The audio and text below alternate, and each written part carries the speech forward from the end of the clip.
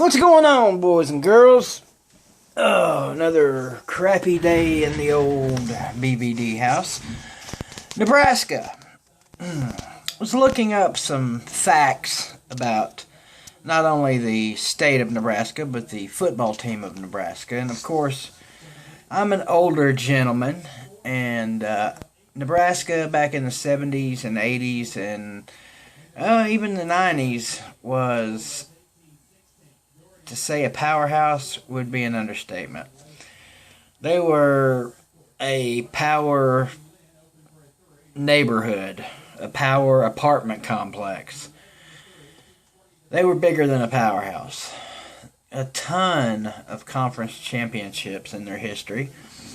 But the most interesting thing to me that I found about Nebraska is they're bug eaters.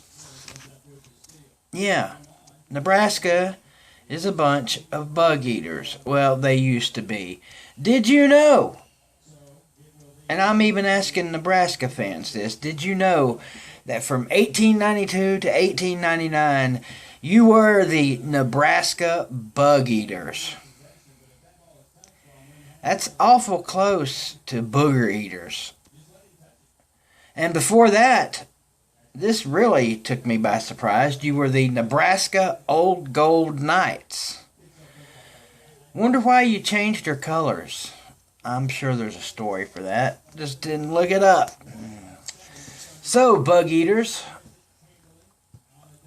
Now Corn Huskers. So, I think, what should I call you? Bug Huskers or Corn Eaters? And of course in Tennessee, corn don't grow at all on Rocky Top. The dirt's too rocky by far. So you bug-eating Corn Huskers, you booger-picking, bug-eating Corn Huskers from Nebraska, if you want corn when you come to Tennessee to get your ass whooping in the Music City Bowl, you're going to have to bring it. Because we don't have any corn here. That's a bad thing for you. That's a good thing for us. Isn't that right, Tyrus Rollins? Shout out to Tyrus Rollins, former Greenville Green Devil football player, big Nebraska Cornhusker.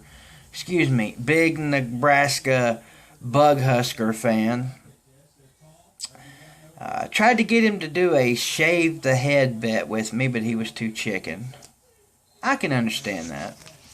Now, the thing about Nebraska and Tennessee is they played twice, and Tennessee has yet to beat Nebraska. That's going to make this win so much more sweeter than it would be had we had beaten Nebraska previously.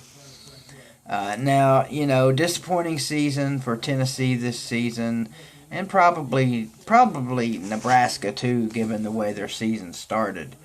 They started out pretty good. Of course, Ohio State just absolutely murdered you guys by 60 points or something like that, 62-3. And you took another ass whooping, 30-10, 40-10, and then the third loss to Iowa. Look, Nebraska, you guys know, just like us, that this is a meaningless football game in the landscape of college football.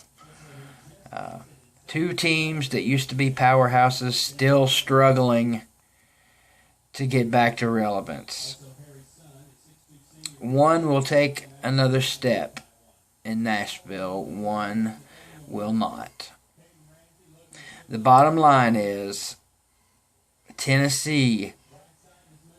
I think Tennessee needs this win more than Nebraska for several reasons.